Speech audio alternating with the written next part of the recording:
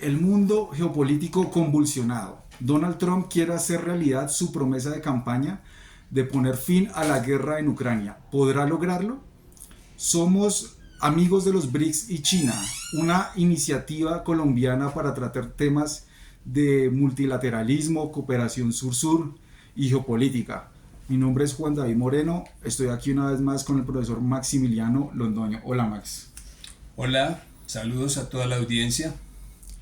Entonces, tal como lo hicimos en la introducción, el tema de hoy es un tema de actualidad de las últimas 2 semanas, que es el inicio de negociaciones para tratar de poner fin a la guerra en Ucrania, negociaciones entre Estados Unidos y Rusia. Para contextualizar, la semana pasada fue la conferencia de seguridad de Múnich, fue la plana mayor del gabinete de Donald Trump, entre ellos el secretario de Defensa, el vicepresidente y concretamente el secretario de Defensa. Se manifestaron más o menos las líneas que quiere manejar la administración Trump para entrar a negociar con Rusia y poner fin a la guerra en Ucrania. Para enumerar algunos de los puntos claves. En las declaraciones del secretario de Defensa, Pete Hegseth, él plantea que a diferencia de lo que se puede haber armado en la cabeza la administración Biden, los europeos, los medios, de un escenario sobre la guerra en Ucrania, Estados Unidos ahora, y concretamente esta administración, quiere partir de las realidades en el terreno de la guerra. Y las realidades en el terreno de la guerra plantean que, en cierta forma, Rusia va ganando la guerra y esa es una realidad incontrovertible. A partir de ahí, el llamado que hace Pete Hegseth a la dirigencia europea, a los ucranianos y al mundo entero es: si vamos a entrar a negociar, hay que partir de que, por ejemplo, las fronteras de Ucrania en una negociación no pueden pretenderse que sean las mismas de 2014. O sea, debe haber una cesión de territorio ucraniano a la Federación Rusa como parte de las negociaciones. Tampoco que Ucrania puede entrar a la OTAN. Se plantean otro tipo de puntos pues todavía muy generales, como si se va a mantener una fuerza multinacional de ejércitos europeos de paz, que también puede ser una línea roja para Rusia, porque es prácticamente pues tener tropas bajo el disfraz de paz en Ucrania. Eso está para negociarse, pero digamos que de entrada se plantea que hay que entrar a negociar la guerra, porque es una guerra enfrascada de muchos muertos y de mucho gasto militar. Yo por lo pronto dejaría ahí. ¿Cómo viste ese escenario la semana pasada y qué está pasando ahorita respecto a la guerra en Ucrania? Pues lo más importante es que estamos ya formalmente en un mundo multipolar, en el que en particular Rusia y China y los BRICS, Brasil, Rusia, India, China, Sudáfrica y otros tantos, que emergen, ¿sí?, en la búsqueda de la cooperación y del desarrollo, son los que establecen una nueva dinámica. No se sabe con certeza qué va a pasar. Lo cierto es que el ajedrez ha sido pateado, llamémoslo así. En este momento, pues hay caos en las élites europeas. Zelensky también está consternado porque pues ya no está la política, digamos, de los globalistas de Biden. Ahora tenemos un nacionalista ultra en la Casa Blanca que ha declarado prácticamente una nueva doctrina Monroe, pero que tiene un reconocimiento de que hay que hacer cambios significativos. Entonces es muy importante porque, en primer lugar, el riesgo de una guerra termonuclear se reduce, no desaparece. Y pues a lo mejor muchas personas no entienden eso, pero es que tanto los rusos como los Estados Unidos tienen 6.000 ojivas nucleares y eso es suficiente para extinguir la vida del planeta. Y por un malentendido, pues podríamos terminar en una hecatombe. De manera que ese es el segundo tema importante. La multipolaridad es porque Estados Unidos está reconociendo que hay otros agentes en la escena mundial a los que hay que tener en cuenta, y eso acaba con el dogma que teníamos, ¿cierto?, de que Estados Unidos pues hacía lo que quería después de la Segunda Guerra Mundial. Esto también plantea una confrontación a Europa. ¿Qué va a hacer Europa? ¿Sí? Ahora ellos quieren seguir la guerra, igual que Zelensky. Es completamente absurdo. Pues les dijeron, bueno, van a entrar a las negociaciones después de que lo principal esté definido. Entre los puntos que mencionaste ahora debe incluirse el de que Estados Unidos no va a mandar tropas, ¿sí?, a Ucrania en lo absoluto. Es decir, los reclamos de los rusos, digamos, se aceptan como punto de partida de una negociación, que es importante. Viene a ver las medidas de seguridad que cada cual necesita garantizar, ¿sí? Ahí pueden jugar un papel importante los chinos también. Entonces tenemos un nuevo mundo, en síntesis. Y algo adicional que es importante, digamos un tercer elemento, es que, cuarto elemento, es que la relación especial entre Estados Unidos y Gran Bretaña sufre una fractura. Esto quiere decir que los servicios de inteligencia de las dos naciones trabajaban en conjunto y que pues los ingleses se encargaban de toda la historia imperial transferírsela pues a Estados Unidos para que la aplicara, de manera que ahí hay desajustes en este momento. Yo diría que esos son algunos elementos clave, es decir, la hegemonía estadounidense está siendo socavada por la realidad. Este mes, la próxima semana debe ser, se cumplirían ya 3 meses de la invasión Rusia a Ucrania, o 3 años, perdón, gracias. Se van a cumplir 3 años de la invasión de Rusia a Ucrania, o como los rusos lo llaman, la operación militar especial. Y vale la pena que hagamos un recuento de dónde viene el origen del conflicto, porque en la propaganda de la OTAN occidental pues quieren plantear que la guerra simplemente surgió el 24 de febrero de 2002 de la nada, como dicen en su muletilla. Fue una guerra unprovoked, sin provocación, o sea que Rusia prácticamente fue un delirio de Putin de la nada que se le ocurrió hacerlo, pero vale la pena hacer un recuento breve histórico. Primero, a mí me gustaría decir que Ucrania siempre ha cumplido un papel fundamental para Rusia. Fue parte de Rusia, fue parte de la Unión Soviética, y también coincidencialmente Ucrania siempre ha sido geográficamente una de las zonas por donde siempre han entrado las principales invasiones hacia Rusia, la de Napoleón y la invasión del nazismo de Hitler a la Unión Soviética también entran por Ucrania. O sea, Ucrania cumple un papel muy importante geográfico, geopolítico para Rusia. Digamos que después de la caída de la Unión Soviética hay unas negociaciones que inclusive con Boris Yeltsin, que es un gobernante ruso bastante arrodillado a Estados Unidos, débil, inclusive ahí se planteaba ya que, y con Gorbachev se planteaba que no más expansión de la OTAN hacia las fronteras rusas. La OTAN, la Organización Atlántico Norte, organización creada en el contexto de la Guerra Fría para luchar contra el comunismo, contra la Unión Soviética. Cae la Unión Soviética, ¿qué sentido tendría la OTAN? Sin embargo, desde el mismo momento que cae la Unión Soviética, años siguientes, vemos que la OTAN empieza a expandirse, y a hoy en día tenemos 5 oleadas de expansión de la OTAN, donde ya prácticamente pues, la OTAN llega a las puertas de Rusia.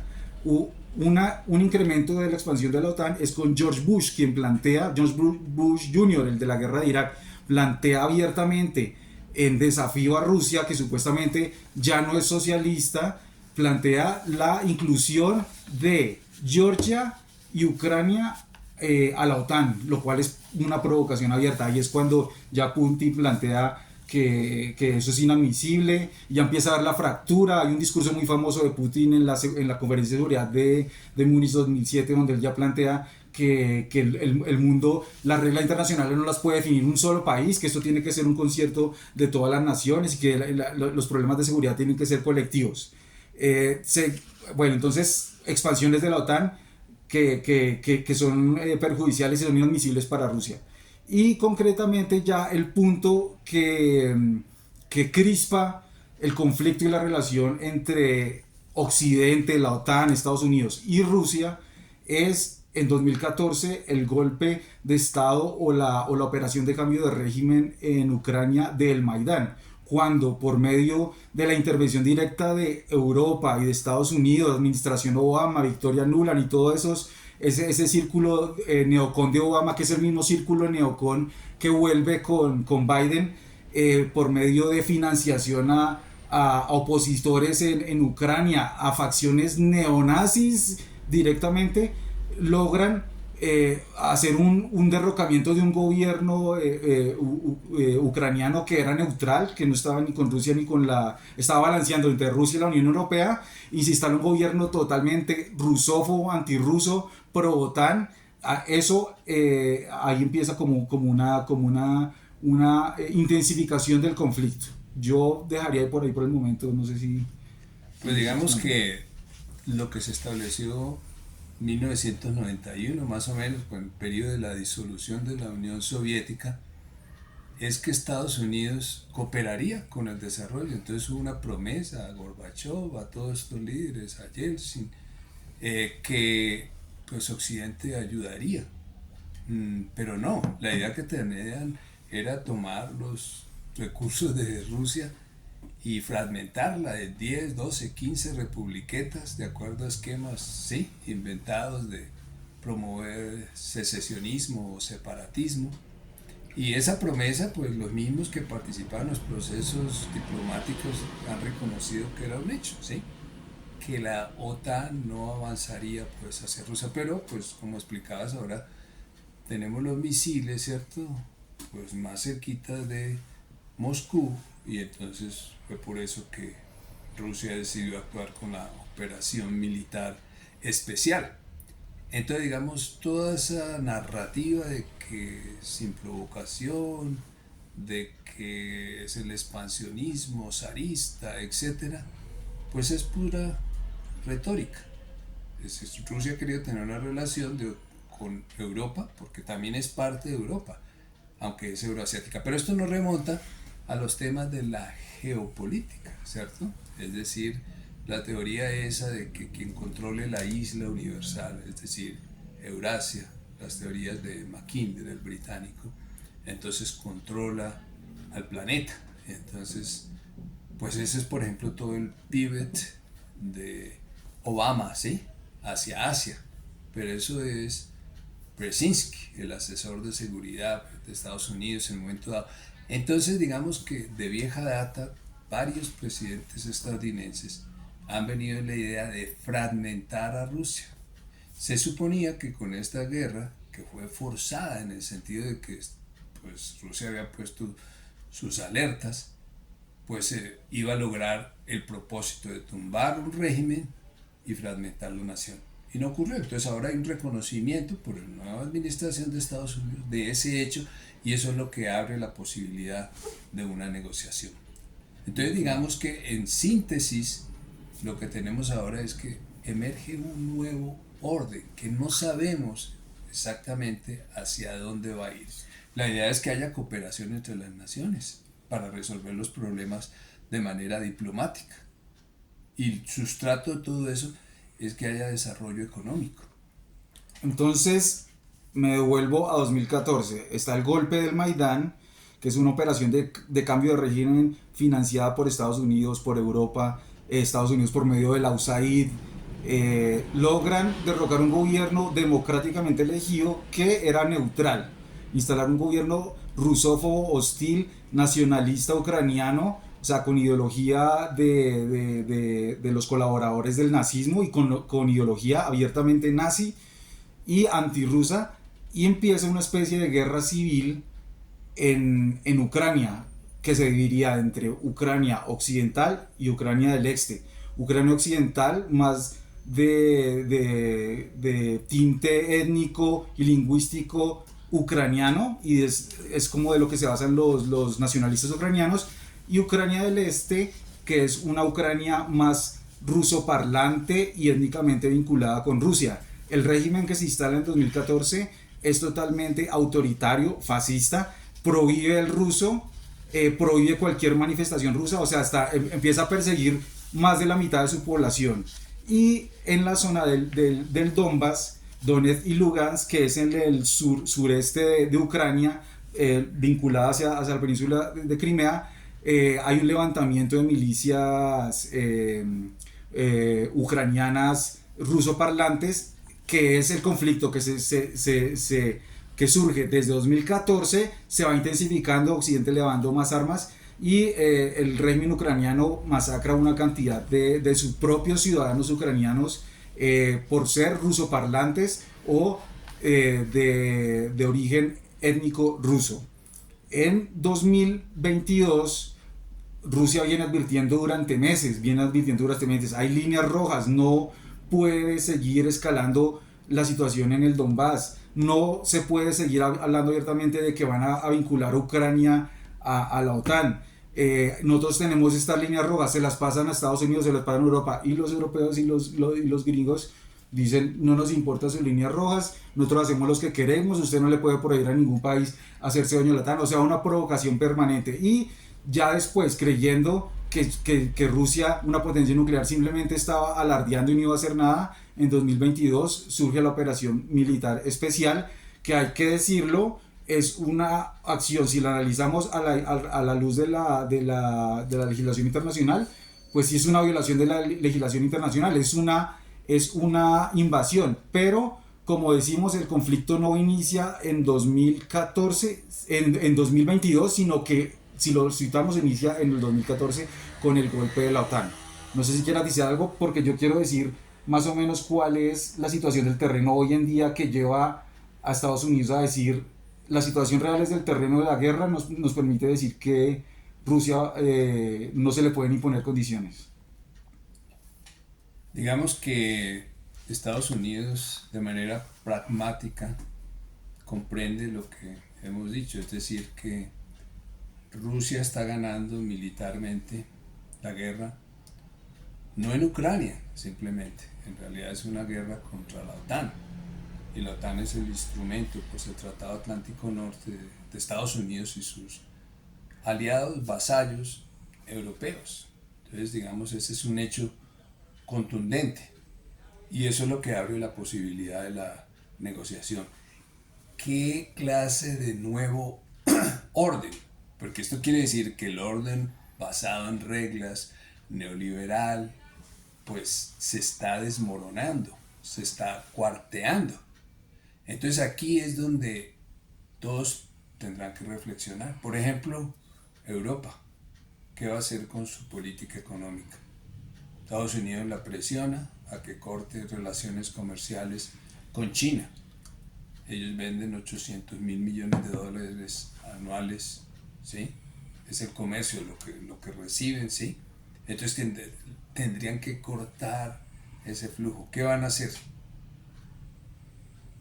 Bueno, China ha expresado que quiere cooperar, que quiere ayudar. Los BRICS han planteado que se necesita una nueva arquitectura económica y financiera. Entonces, el problema de fondo de estas guerras es que no se resuelven solo con acuerdos, se resuelven con cooperación económica. Estados Unidos se desindustrializó, ¿sí? Eso es lo que se le llamó el neoliberalismo, se aplicó adentro de Estados Unidos. Es la idea de obtener ganancias sin que eso signifique un crecimiento del aparato físico productivo, simplemente por manipulaciones de tasa de cambio, de tasas de interés. Pero tenemos una situación en que otras naciones han ido emergiendo, como China, pero también Rusia, Irán, ¿sí? Brasil, India. Entonces el tema es ese: ¿cómo vamos a hacer que no solamente sea la paz en Ucrania, sino la paz en Gaza, la paz en Taiwán, la paz en el mundo? Y eso solo se hace con cooperación y con diálogo. Si me permites, yo entonces, si me permite, me vuelvo un momento al tema de la guerra propiamente en Ucrania, para que todos asimilemos y tratemos de analizar qué es lo que pasó y en qué momento se llevan las negociaciones hoy en día. Entonces, Estados Unidos dice: analizando en terreno la realidad en el campo de batalla, podemos decir que no lo dicen en esas palabras, pero es más o menos que no se, yo no diría tanto como que Rusia ganó, sino que no se puede vencer a Rusia.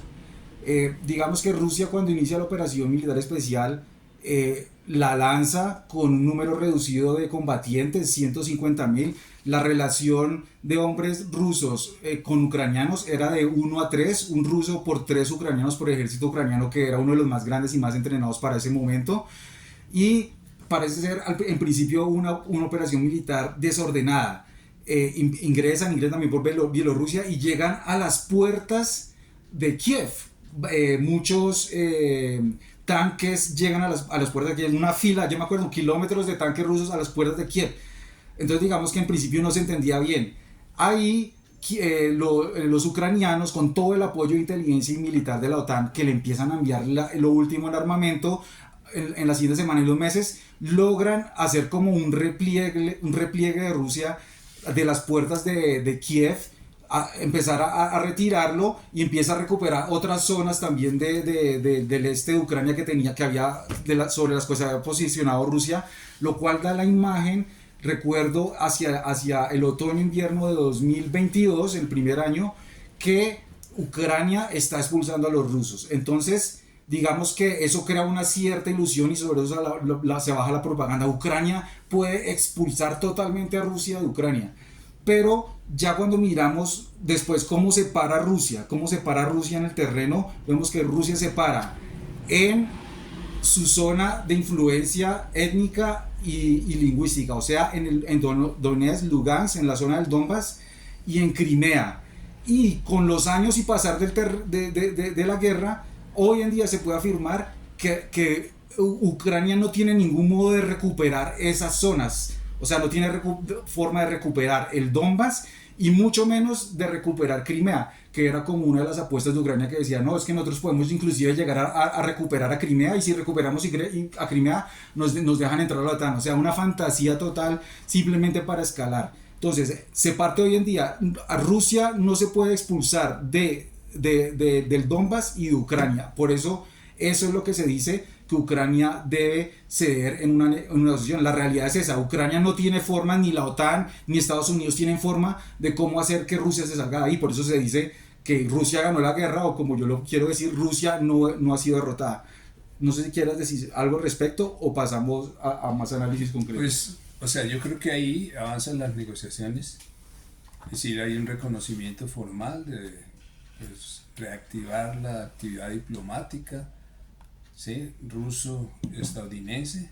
En primer lugar, se ha indicado que han hablado, pues, Putin y Trump, no solo del conflicto de Ucrania, sino también del Medio Oriente.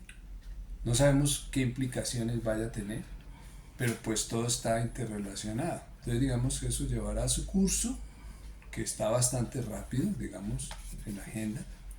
Pero entonces, ¿cómo se aplica esa experiencia de lograr la paz para el resto del planeta? En particular, pues tenemos la situación de Gaza, ¿cierto?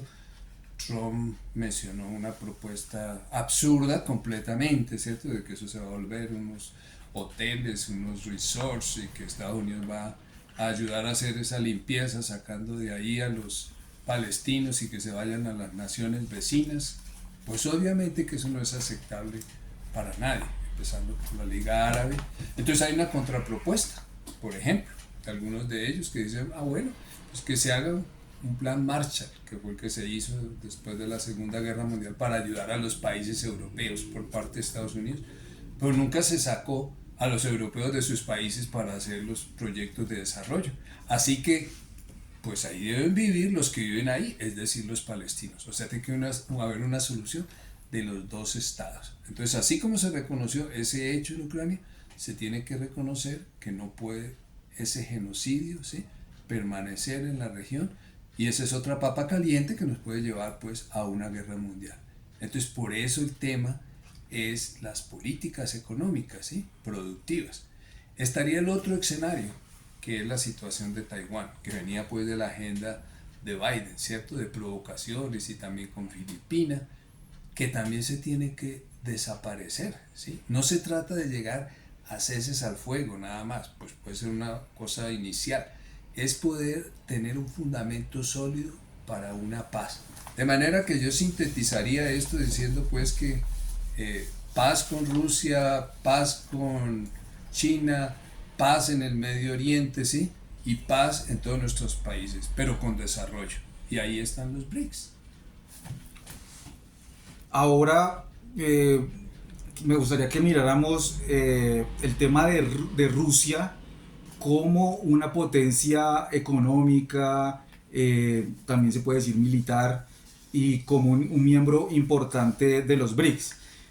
O sea, parte de lo que está sucediendo también es que Rusia demuestra, y es lo que nos planteamos de que pues ya entra más evidente cada vez, que el mundo es un mundo multipolar, o sea, con distintos poderes emergentes, es que Rusia tiene un poderío económico que durante mucho tiempo pues fue menospreciado con la arrogancia occidental. Yo he escuchado funcionarios, y que, si mal no creo que Marco Rubio cuando inició la guerra o antes, refiriéndose a Rusia, funcionarios norteamericanos refiriéndose a Rusia como no, Rusia es simplemente una estación de gasolina con bombas atómicas, como tratando de decir es un paisito de quinta, y por eso todas esas provocaciones militares, y por eso una vez iniciada la guerra en Ucrania, la cantidad de sanciones que le metieron a Rusia, que prácticamente son una declaración de guerra, o sea, congelamiento de recursos, sanciones a su petróleo, a todo, es de una arrogancia tal.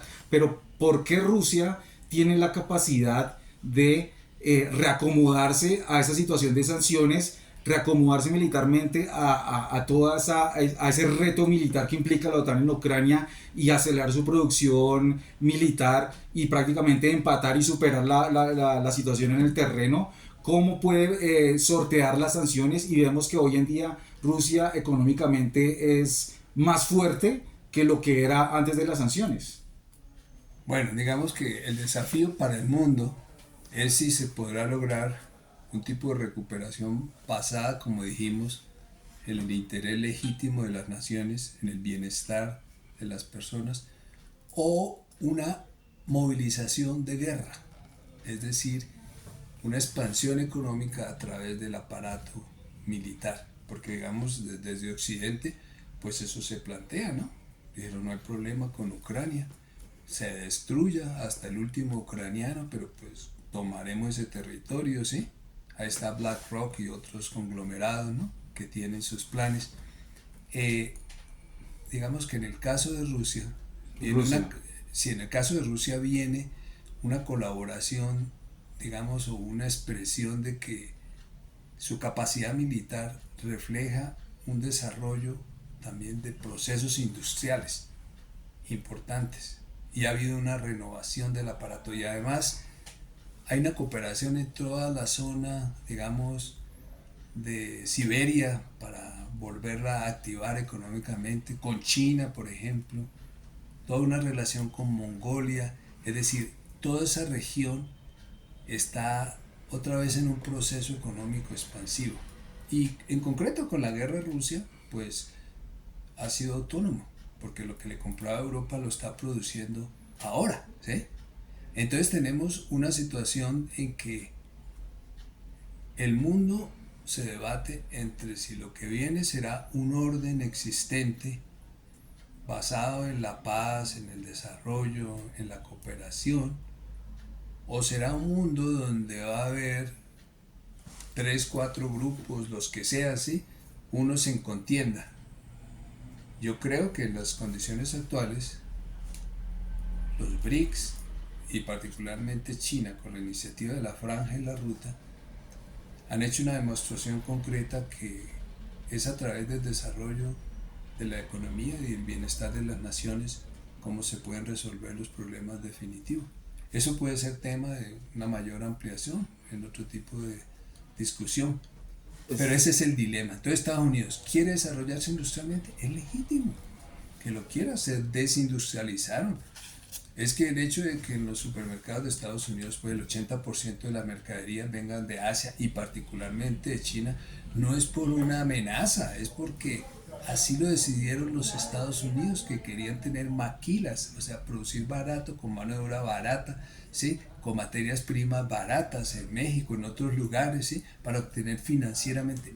Ese concepto de la financiarización y ese neoliberalismo tienen que extinguirse. Yo tengo algunas cifras comparativas sobre la economía rusa para tratar de entender la naturaleza de el poderío económico que tiene Rusia actualmente.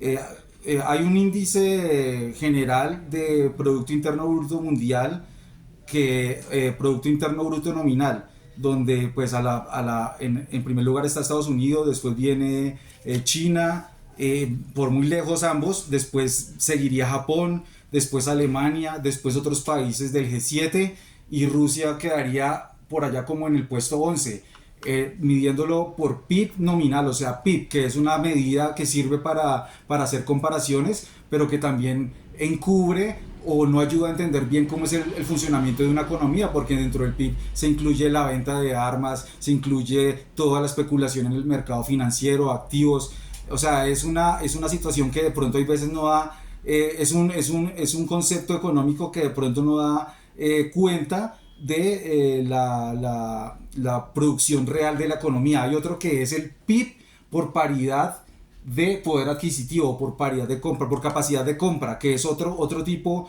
de PIB que mide más la economía real y son datos del mismo Banco Mundial y de distintos ángulos de pensamientos, donde si miramos ya el PIB por paridad de compra, en primer lugar tenemos a China con un 35% a nivel mundial, en segundo lugar a Estados Unidos con un 27%, en tercer lugar a India con un 14%, en tercer lugar a Rusia con un 6,5%, en cuarto lugar a Japón con un 6,3%, en sexto lugar, perdón, a Alemania con un 5,9%. O sea, tenemos que Rusia hoy en día supera económicamente a Alemania y a Japón.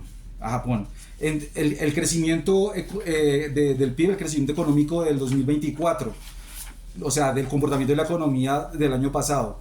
India creció un 6,8%, China creció un 5%, Rusia creció un 3,2%, Estados Unidos creció un 2%, Canadá creció un 1% y el resto de países de Europa y del G7 crecieron por debajo del 1%. O sea, Rusia creció más que Estados Unidos y que otros países del G7. Esto se da porque Rusia es el país más grande del mundo, tiene una cantidad de recursos de tierras raras, petróleo, gas, y todo eso lo está comerciando con los países de Asia en medio de las sanciones, en sus propias monedas para burlar las sanciones. Se está integrando con Asia, con África, con el resto del mundo. Es la principal potencia de producción de granos en el mundo. Ucrania también es muy importante. Y pues también tiene una base industrial importante heredada de la Unión Soviética, o sea que en el contexto vemos que Rusia es una potencia económica y la realidad que hoy Estados Unidos tenga que sentarse a negociar con Rusia el fin de la guerra nuclear es porque eso no es como nos lo pintan en el programa, en un paisito de tercera manejado por un dictador suelo que maneja esa economía como su capricho. No, es una potencia económica que marca agenda a nivel internacional. Sí, que estamos en otro mundo, en síntesis. O sea, Trump puede anunciar con respecto ya a las Américas, ¿no? Porque se dice que su concepto es Fortress America, es decir, una fortaleza americana, ¿no? Supuestamente quiere abandonar el escenario europeo para concentrarse sus ataques en China y para, ¿sí?, proteger toda su área geográfica de las Américas, y de ahí viene la disputa con Canadá y con México y que va a retomar el canal, etcétera, etcétera, ¿no? Una doctrina Monroe reencauchada. Digamos que pues ya no corresponde el poder de Estados Unidos a la realidad de lo que es capaz, ¿sí? Hay un poco de fanfarronería en eso, ¿sí? Y están emergiendo, como digo, pues nuevas fuerzas como los BRICS. Entonces, los problemas no se pueden resolver con amenazas. Entonces, si tomamos un buen ejemplo de lo que se está iniciando para pacificar pues la situación de Ucrania y resolverla, nos puede servir para otros lugares del planeta. Estados Unidos va a tener que aprender, dijo Rubio, ¿sí?, el secretario de Estado, que ya estábamos en un mundo multipolar. Bueno, pues se tiene que escuchar cuáles son las propuestas de las otras naciones. Entonces, en esa agenda nueva, de hecho ya ha ocurrido una desdolarización, porque algunas naciones como India y Rusia están usando sus respectivas monedas para intercambios comerciales. Igual hace Rusia con Irán, por ejemplo. Entonces, pero también se está buscando un sistema que reemplace al SWIFT, el sistema de transacciones financieras que controla Estados Unidos, pues, porque Estados Unidos tiene un privilegio por ser el dólar, ¿sí? Y entonces el dólar, pues, es la moneda de reserva mundial. Es un tema de discusión amplia. El hecho es que se están empezando a tener ya prototipos, igual como lo tiene China, Rusia, Irán, ¿sí?, de esos sistemas. Entonces, pues Estados Unidos se obstina en no querer también abrirse a discutir con otras naciones. ¿Qué está pasando? Pues va a tener un efecto boomerang, como han tenido las sanciones contra Rusia, ¿sí?, en lo económico y en lo militar, para dar un ejemplo específico. Entonces estamos en otro mundo. Colombia también tiene que aprovechar esta circunstancia. La paz acá lo tenemos que lograr, pero pues sobre un fundamento económico. Entonces necesita inversión profunda, ¿sí? Se ha anunciado que en mayo el presidente Petro viajará a China para consolidar el acuerdo de la iniciativa de la franja y la ruta. Pues ojalá que así sea. Y pues ya, por ejemplo, Buenaventura se conectó con la circulación que hace Chancay, ¿cierto?, desde Perú. Entonces digamos que va hacia China, Shanghai. Pues es un avance. Tenemos 2 puertos ahí, que sería el de Tumaco, hay que ampliar también el de Buenaventura. Tenemos en general como 10 puertos, los otros en la parte del litoral norte. Eso es lo que necesitamos, grandes programas de inversión, ¿sí?, en infraestructura para conectar nuestras regiones geográficas. Necesitamos la industria también, y necesitamos producir nuestra comida, y necesitamos ciencia y tecnología, y ahí necesitamos la colaboración de todas las naciones del mundo. Este tema de la guerra en Ucrania, pues es bastante interesante, hay que seguir haciendo seguimiento. Y ya como para ir cerrando, hablemos sobre lo siguiente. Yo creo que no se puede tampoco, por todo lo positivo que tiene la posibilidad de ponerle fin a ese grave conflicto en Ucrania negociadamente, no hay que ser ingenuos y también entender los intereses imperialistas y geopolíticos de Estados Unidos. Entonces, mi lectura es, no sé qué pienses tú, es que el interés es tratar de frenar ese conflicto en Europa y dirigir recursos y su mirada hacia el conflicto de contención a China en el Asia-Pacífico.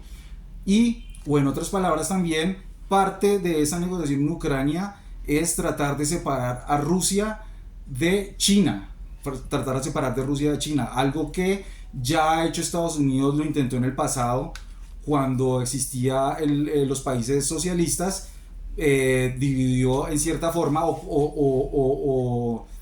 ayudó a que la fractura entre Rusia y entre la Unión Soviética y China fuera mayor, haciendo una especie de acuerdo y acercándose a China. Es cuando Estados Unidos reconoce a Taiwán como parte de China, cuando China en los 70, eso es alrededor como en el año 71, es cuando China ingresa al Consejo de Seguridad de Naciones y su asiento en Naciones Unidas ya es como China y no era como era antes, que lo tenía, era Taiwán. O sea, en el pasado, en los 70s, Estados Unidos se acercó a China y también lo integró a su economía como parte de fragmentarlo de la Unión Soviética.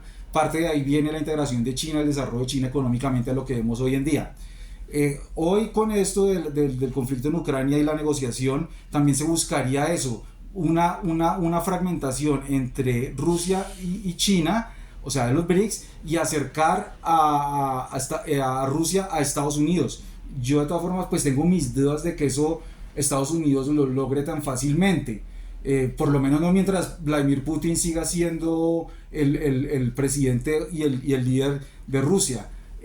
La cooperación actualmente entre Rusia y China es a todos los niveles, económicamente, militarmente, técnicamente, científicamente, y hoy en día, por lo que tú has estado manifestando, Estados Unidos se ha desindustrializado en el mundo. ¿Qué tiene para ofrecerle intercambio comercial, por ejemplo, a Rusia?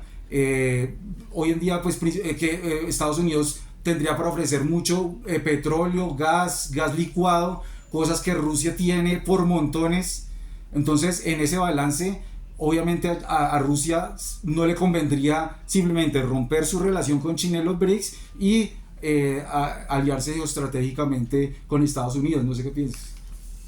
Pues no sabemos con exactitud porque no se trata de una bola así donde uno pueda ver el futuro, pero hay que entender el contexto específico. Y ahorita se puede decir que hay una ruptura con el orden existente y eso ha abierto la posibilidad de un mundo multipolar y las naciones están emergiendo. Puede ser que Estados Unidos, Trump y otros tengan su idea de que pueden acorralar a China, etc. No es posible, absolutamente no es posible, porque también el desarrollo de la economía física de una nación le da también mayores capacidades militares si en un momento dado tiene que defenderse. Así que es una situación completamente nueva. No podemos hacer una afirmación categórica de nada. Es una oportunidad para las naciones y sus pueblos, ¿sí?, de salir adelante. Estados Unidos acaba de reconocer que el mundo es unipolar. Multipolar, porque una situación en que Rusia era pues el blanco, ¿no?, el segundo blanco, pues después de China, pues ahora es un socio para discutir cómo resolver un problema concreto con salidas diplomáticas, y eso mismo lo necesitamos para todas las regiones del planeta. Bueno, este tema de la guerra de Ucrania y no, pues en general todos los temas de geopolítica y geoeconomía, pues lo seguiremos tratando. Este tema le seguiremos haciendo seguimiento y pues gracias a todos los que nos vieron. Si les gusta, denle like, compártalo y nos vemos en una próxima ocasión. Lo mismo para ti, gracias Max.